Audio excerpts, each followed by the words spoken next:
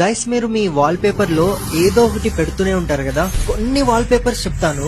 ఇవి పెట్టుకోవడం వల్ల సైకలాజికల్ గా మీరు అవి చూసి చూసి అట్రాక్ట్ చేయడం స్టార్ట్ చేస్తారు. దీంతో మీ లైఫ్ మారిపోతుంది. మనీ లేదు, అప్పులున్నాయి, చాలా ధనం కావాలంటే వాల్ పేపర్ లో నెమలీకని పెట్టుకోండి. రిలేషన్షిప్ ప్రాబ్లమ్స్ ఉన్నాయి, హస్బెండ్ వైఫ్ కొట్లాడుతూ ఉంటారు, girl friend boy friend problems ఉంటే వాల్ పేపర్ లో ఒక రోజ్ ఫ్లవర్ ని పెట్టుకోండి.